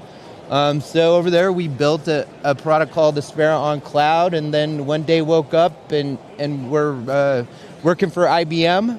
And so I was with that technology for about 10 years and decided that it was time for me to get on to the next challenge, which led me to NOPS. Excellent. Let's hear the NOPS. How you got it? What really compelled me about NOPS was that we made a lot of mistakes building in the public cloud. Who doesn't? Right. Security and compliance mistakes, like going back and figuring out there's something called SOC 2. Mm-hmm. And then once we were acquired by a larger company, all of a sudden ran into a finance team who had questions about our bill. And so what I learned is that for most engineers, FinOps is punitive, right? Yeah, it is. It's like reliability, that's a KPI. Performance, that's a KPI. But we're only dealing with cost and efficiency when somebody in the finance team is mad at us and coming after us with a big hammer. And so NOPS, I met our founder, JT, and I really felt like there was an opportunity to get out there and build capabilities that would have been really meaningful to my own team in our early experiences in building in the public cloud. So NOPS is a fully automated FinOps platform. We started really just in the cloud cost management game, and I think we always knew that was going to lead us into the Kubernetes world. Sure. Because today, and I have a lot of data It is points. the compute stack. It is the compute stack, and in fact, we have a tremendous amount of data on this. I think any day it could be the inflection point where Kubernetes is driving more compute than traditional auto-scaling groups. If it's not already, it's close. It's close. We manage about $2 billion worth of AWS spend, and what I can tell you is just from our data, it's very close. Yeah. And so I want to talk a little about NOPS because I have my own history here. Right. And so I first met JT at a company called NClouds. NClouds. Right. Yeah. And my friend Randy was CMO there. We worked at IBM together. Right. Okay. So you know Randy from IBM. Randy was great. Yeah. Salim. Anyway, so they and NClouds was like the go-to partner, I think, in Northern California, right, for everyone who was migrating onto AWS. Yeah. And so a tremendous amount of know-how, knowledge, and experience, real world, right, in moving to the cloud led to NOps almost being like spun out of. Yes, yeah. So I met JT when he made the decision that he wanted to build a product company, and based on my experience and his experience, I think I was the employee number one Really? that didn't work for nClouds. Yeah, Right, you were the first true NOps. The employee number one. Yeah, Very there you cool. go. All right. Now, at some point, though, you guys embrace the open source world and the cloud native world because you see it. It's growing and it's there, but particularly Carpenter. Particularly, right. So, obviously we're in both the price optimization game and the cloud efficiency game. And so when we started looking at auto scaling and talking about how we were going to build a product that intelligently provisioned compute for workloads that did things like make sure that your RIs and savings plans are fully utilized, but also divert excess capacity over to spot capacity. Carpenter was just early in alpha, and we got together and we said we think that there's a lot of promise, and the promise is really because Carpenter, it challenges conventional wisdom. Right, and we always think about auto scaling in terms of a bin packing problem, and I guess Amazon, that they were the leaders in the idea that maybe bin selection is more important than bin packing, right? And so when we saw that conventional wisdom was being disrupted, we decided we wanted to get involved in the community, and so we built our integration, our first compute copilot integration on top of Carpenter, and have been, I guess, just Carpenter fans and part of the Carpenter community ever since. Very cool, man. So we're here at KubeCon. Yeah. What are you guys doing with Carpenter, with FinOps? What do you see around the show floor? So one thing that we're doing, because we've helped hundreds of companies now adopt Carpenter and integrate with our platform, and so we're launching the first fully hosted Carpenter Lab series, which is free and available to everyone in the CNCF community. And it's cool. We partner with a technology who's actually here at the show called Instruct. Sure. Really cool lab technology. Mm-hmm. And we got together with them and said, what we want is a really dynamic environment where engineers can get their hands on, just instantly be in a Carpenter environment and start doing experiments. You know what? It's funny you say that. So we do about, 300 webinars a year. Right. And what we have found from our webinar attendees is they don't want a talking head and slides. They like a round table to hear the discussion. But what they really like is they want to get their hands on software. They like product demos, not show me a slide of what a product looks like. I agree. I mean, real hands-on, dirt under the fingernails. Can I get in a sandbox and actually use this product and see how it works? Right. So that when I come out of there, I know how it works, and is it good for me, is it not? You can veer from the path. That's what I really like about this is you get shell access into the container, and if you want to go off script and try a little bit of a different experiment or screw something up or just go a little further, it's fully open for you to be able to do that and test out your theories. So but I want to plug them. Instruct, it's a cool technology, and we're going to be now launching 3 more in the series so that we get you to the Carpenter Ninja level. Doing badges and all of that stuff so people can come out of it and really feel like they got something out of it. And what's good for the community is good for us. Absolutely. Speaking of us, for people who want to get information on NOps, where'd they go? www.nops.io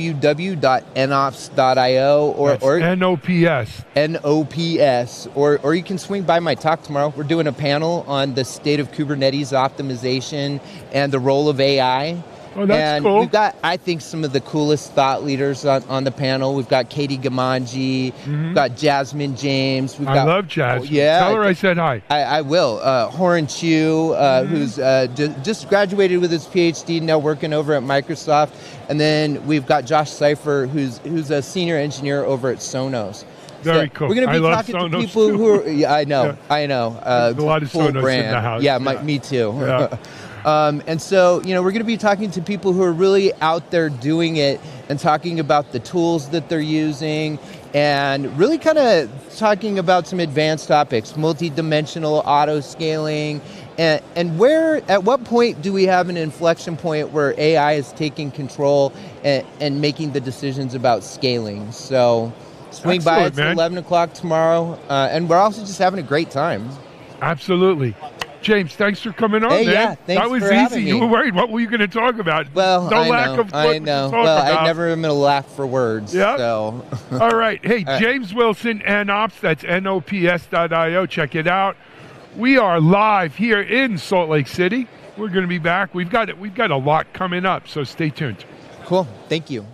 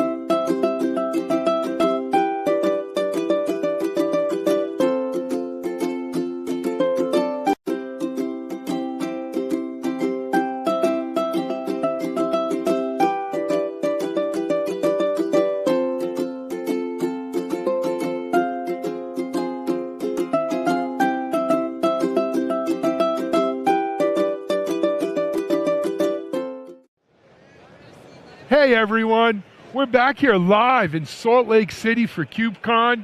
You know, it's not at a lot of events where you see people in sweaters and vests and coats like this. It is a little chilly out. It is a little chilly. It's a little chilly, but look, for this South Florida boy, I'm glad I don't get this that often. So I get a chance to wear my sweaters. I actually, I've enjoyed it. I'll be happy to go home. You dust them out. You make sure the mothballs are all cleaned out. There's no holes in them or anything, but hey, it's all good. I want to introduce you to my friend Nathan Tabor. Hey. Nathan is with AWS. His official title is Head of Product Kubernetes, which is a mouthful. We're going to talk about that in a second. But first of all, Nathan, welcome to our home here at KubeCon. Thanks for having me. My pleasure. I'm going to ask about your experience here, but before we do, tell people a little bit about Nathan. Yeah, about me. So from the cold, frigid north, Seattle, Washington. Okay. More wet than cold. Yeah, it's not that cold. Let's not, It's raining so much, actually. They said it's going to put 4 feet of snow down. Really? Well, that'll be good for drought people. Yeah. It'll be very good for us. So, I work at Amazon Web Services, been at AWS for a better part of a decade at this point, and I've been working on containers and Kubernetes the entire time. Really? I actually joined AWS before EKS, before we launched a Kubernetes service, and have really watched us evolve both as a company and also as a community in terms of figuring out, how should we be running these modern applications? How should we be modernizing workloads? And it's really funny, Alan, like 8, 9, 10 years ago, people, would get on stage and say things like, I think Andy Jassy, right? Like in the fullness of time, everyone will move to the cloud. And you go and you're like, everyone's already in the cloud. Well, absolutely no way. I mean, we talk to customers all the time. They're still on mainframes. They're in data centers. The amount of COBOL running on Kubernetes would astound you. Absolutely. Absolutely astound you. That's one of the dirty little secrets about Kubernetes is it's not just in the cloud. That's right. Mitchell Ashley, one of our analysts, my friend Mitchell and I worked together 20 years. He has this saying, Kubernetes everywhere. Yeah. It really is everywhere. Yeah, it's everywhere. It is everywhere. And so for us, it's an on-ramp, right? Like that's why I was really excited about this team. That's why I've stayed here. That's why I've been a part of this journey at AWS for so long, is because for us, this is how customers are modernizing. So when someone like Andy Jassy says, in the fullness of time, everyone, all these workloads will be on the cloud, the second question is, how are they going to get there?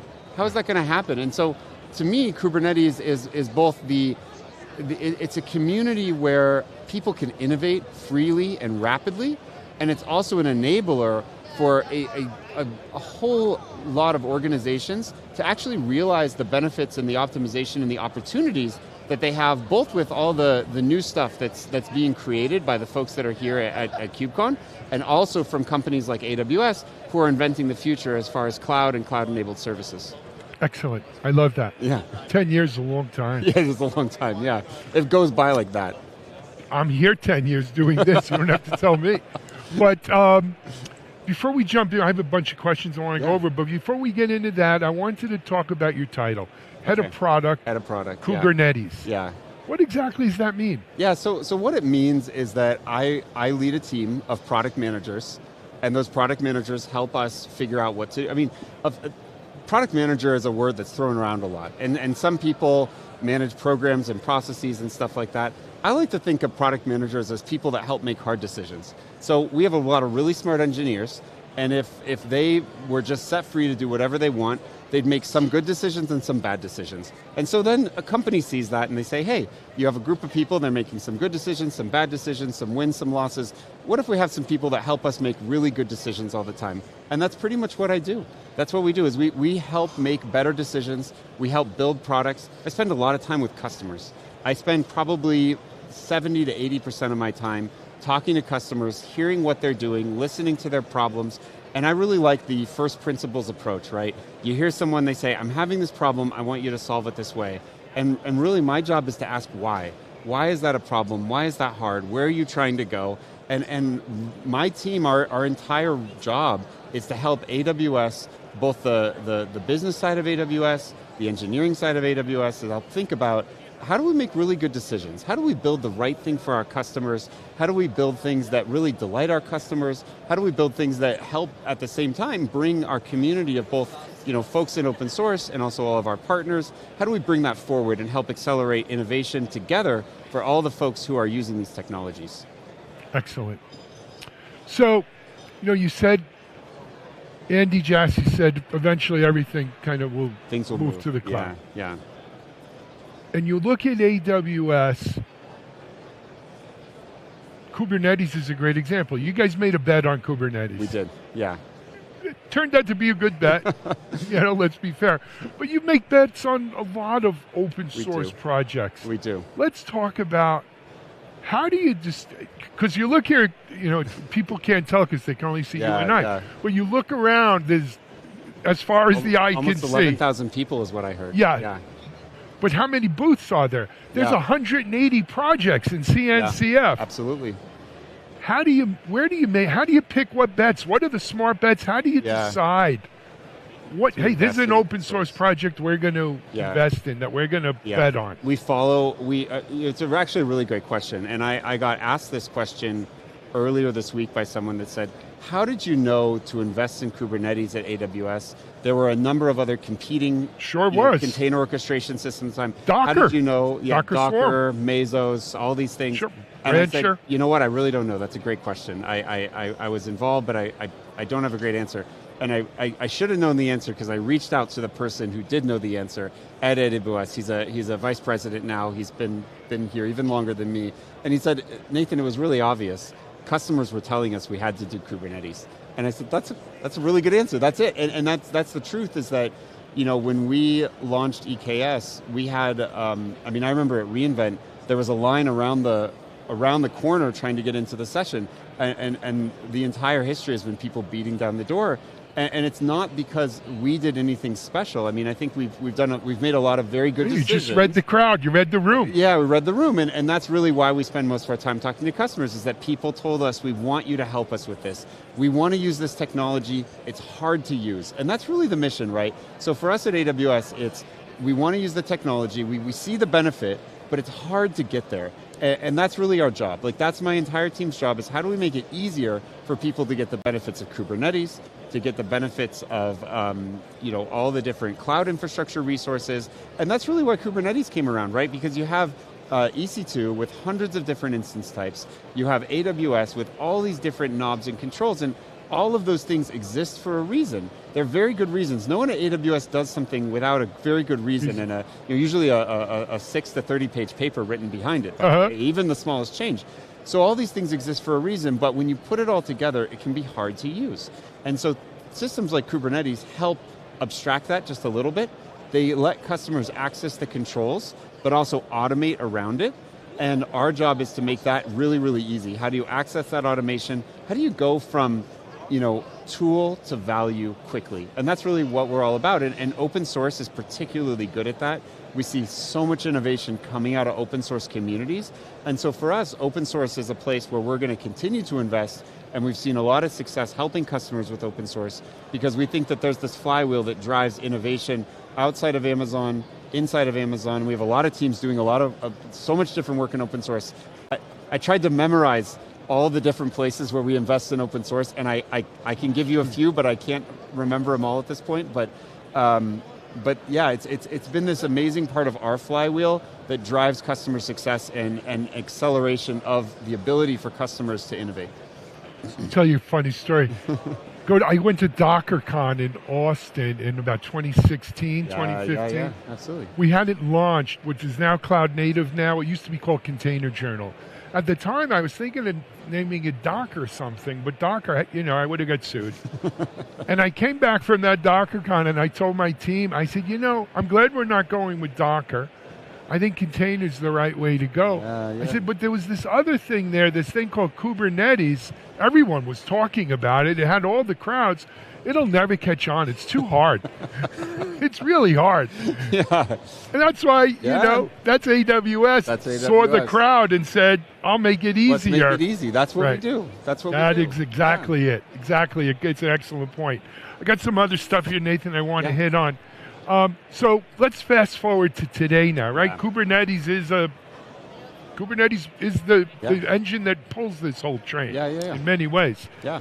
How are you guys involved today in continuing innovation and continuing in leadership? I mean, AWS is a leader. Yeah. So in the cloud native, we're involved in a number of open source foundations in general, right? So we have both project contributions and sponsorship at the Apache Foundation, at the Eclipse Foundation, Linux Foundation, Cloud Native Computing Foundation, which we are where we are right now. Yep. But in particular in the Cloud Native Computing Foundation and with Kubernetes, we participate in several ways. So at the high level, strategically, we participate in the organization. So we sponsor, right? We're here, we give money to sponsor, but we go beyond just like, hey, we're going to buy a booth. We actually have given $3 million in cloud credits and engineering resources to the CNCF so that they can build automation that helps all the projects that are part of CNCF do their testing, do their validation, do their hosting. So that's really important for us. It's to actually sponsor the project. On Kubernetes, obviously, we have a number of folks who are contributing to the upstream. We have a number of maintainers on key projects on AWS. We have on our team, actually, in the Kubernetes team, we have people who are on the TOC for Kubernetes. We have a person who's on the security response committee. So when security incidents come through and there needs to make a decision about how do we handle different critical vulnerabilities and exposures, CVEs, we actually have representation and we have people who attend those meetings, who review project submissions and do all that kind of stuff, right? So we're participating financially, we're participating with our time, and then we're also contributing products. We're doing upstream changes. I've actually contributed to Kubernetes, which is amazing. Not a lot, yeah. You've contributed code? I have a few documentation. Okay, it's still better than 98% of the rest of the people out there. So we have folks who make, they write KEPs, they do upstream changes. We've also, I've been really, probably my proudest moments as a part of this team is where we've given projects to the CNCF. So I have two projects that I've been a part of giving to the CNCF. The first was the CDK for Kubernetes, which is a sandbox project. Sure. Really excited about that. And then the other one has been Carpenter. And Carpenter is... We were just talking about Carpenter with good. NOps. Yeah. I don't know if they have FinOps. We love Carpenter. Yeah, so my team, we help build Carpenter. And for us, something like that, being able to give it to the CNCF, put it into SIG autoscaling, make it part of Kubernetes, dream come true because we were able to develop this new innovation at AWS and then make it part of the project. So, actually building this innovation, externalizing our innovation, giving it to the community, making everything work a little bit better, that's really that's the other way that we contribute. And I think of all the ways we contribute, that's the way that I'm most proud about the impact that we've had. Yeah, I think you're 100% right. I mean, money's, as my father-in-law, rest his soul, used to say, Richard Ford, it's nice to have money, and money's always nice. Absolutely. But contributing projects, which is kind of sweat, right? Yeah. And IP, right? IP, exactly. That's the value. It's invaluable, actually, right? It's been important for us. I don't think we would ever have done Carpenter a different way. Yep. So I just want to make sure we hit all our little things here. We talked about some open source innovations there and why it's important. Let's go with this. Now we'll put on our glasses. First of all, I can't believe we didn't mention AI. Yeah. So I'm going to tie AI into this next AI, question. Absolutely. When we look forward at the future of EKS, I'm sure AI's got to play in there somewhere. Yeah. But AI and everything else, what can you, let's not get in trouble, but what could you, and also we'll save 2 weeks' reInvent. We'll have more there. Well, there'll be a lot of AI at reInvent. I can tell you this, AI for the EKS team and for Kubernetes is not new.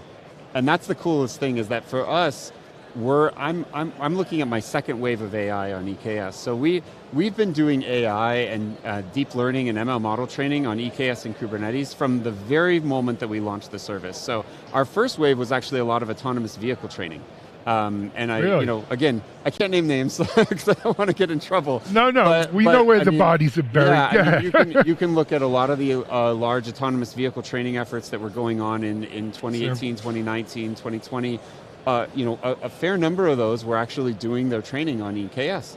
And then you fast forward and you see what happened with OpenAI and ChatGPT, and they built a very beautiful stack that was based on Kubernetes and Ray and a few other components, and so that's really been the second wave for us, and we've seen a number of foundational models for LLMs that have been trained on EKS, and I think we have a good partner in Anthropic at AWS, which I spoke with Anthropic at reInvent last year about some of the work they've been doing on EKS. That's on YouTube, you can go look it up. And we have a number of others as well that have actually come to EKS. They've been scaling out and training foundational models for AI. Inference is now the big thing. There's a lot of scaling out on inference for these models. And so for us, AI is a bread and butter part of what we do for customers, and it's been part of our story for the last 7 years. I love it. Yeah. We've put a lot in here, but it's okay, Nathan. I want to talk just briefly. reInvent is in 2 weeks. Yeah, it's coming up fast. 2.5 weeks, yeah. something like that. I'm the only person allowed to be here on my team. Because everyone else is studying for reInvent. Yeah. Well, we'll be out there. We'll be doing video. Up, we have a suite at the Win and everything. But again, without saying anything you're not supposed to, what can people look forward to at reInvent? Yeah, where are we going? What's the direction of EKS, right? I mean, directionally, it's the same story. We're not changing our strategy. Just what I told you a minute ago. Our job at AWS is to make this technology accessible to customers to help them accelerate innovation. I don't think our customers don't come and they say, hey, we want to configure 100 knobs and dials and hire a team of experts in order to make our code ship faster and build these new products. No way. They come to us and they say, how can we turn CapEx into OpEx? Sure. How can we get to value faster? How can I give my teams a platform to innovate on and to ship their code into production in days instead of weeks or months, right? And so on the EKS team, that's our same story. So what you're going to see at reInvent is a whole bunch of ways, and we have some really cool launches headed up. Oh man, I'm so excited. Don't get us in trouble. I won't please. get us in trouble, but I'm really excited about what we're shipping this year, both on the EKS team and across AWS. There's some really cool stuff in the pipeline for customers, and really that's the mission, is how do we help you get to value faster? How do we make this easier to use? How do we make it easier to scale? There's a lot of really great stuff that we're working on, and we're not done, by the way. I mean, so to me, I think another Amazonian famous quote is some analyst at some point asked Jeff Bezos. This is back in like 1998. That was a great quarter. Are you thinking about your quarter? How are you closing the quarter? He says, I'm thinking about my quarter that's going to close 2 years from now, right? And so for me, we have some great stuff on the cart that's going to come out at reInvent, but our team is already on to thinking about, hey, what are we going to do in 2025? What are we going to do in 2026? What are the trends that we're seeing with customers around AI, around augmenting workflows, around moving faster, delivering projects anywhere they need to deliver, and really investing to make that customer experience better and help customers get to value both on and off the cloud a lot faster. I love it. They're closing the expo, I think is what they're saying, so that means we've got to close. But are you presenting at reInvent? I am. Yeah, you can come and find me. Give us your plug. Look here. KUB, yeah, so we have a whole bunch of sessions. Actually, really cool thing, this year is the first year at reInvent that we actually have a dedicated Kubernetes track. So there'll be, I can't even, it's at least 30 plus sessions that are totally dedicated to Kubernetes. We have breakout sessions, we have workshops, we have chalk talks, we have builder sessions. I'm presenting KUB 201, Cube 201. I'm going to be presenting with a special guest. We have a guest from Snowflake. Oh, very cool. The scaled data company. Sure. They're going to come in and talk with me. We're going to talk about AI. We're going to talk about data, how to run Kubernetes at scale. It's going to be an absolutely fantastic session. So if you're at reInvent, if you see me, stop me. I'm excited to meet you. And it's going to be just a great time. So. It always is. Yeah. It always is. Cool. All right. Hey, we got to wrap up. They closed the expo floor here on us. Nathan, it's a pleasure to have you so much. This is the first time I've met Nathan in person. We did virtual events together. We did, so yeah, it's good to see you in the flesh. Good to be in the flesh. In the sweater. It's not often I wear a sweater. Yeah, I know, I got to tell you, I think rare it's day. maybe the second Vegas, time. you can ditch it. Well, You maybe think not. no? Yeah, it maybe gets not. cold. It gets cold When there I too, was yeah. younger, I remember Vegas always being warm. But that's because I come from the security world, and the security events in Vegas are always in I was going to say August. it's climate change. Right, yeah, no, well, there is no climate. Don't get me started. We're getting too deep. Yeah, don't go there. But that being said, it gets cold there this get time cold, of year. I'll yeah. probably bring a sweater with me. If you want to warm up, you need to go back to the security world. Well, I live in South Florida. I just go home. But I am looking forward to seeing the Eagles at the Sphere. Yes. At the end of reInvent. Awesome. What a great way to end reInvent for me. Yeah. Cool, excellent, man. Excellent. Thanks, Alan. Again, it's been a pleasure. Nathan Tabor, thank you, everybody. Head of Product, Kubernetes at AWS. That wraps up day 2 of our Kube coverage. We're going to be here tomorrow, and it's going to be a great day. We'll see you then. Until then, this is Alan Schimmel for Techstrong TV. We're out.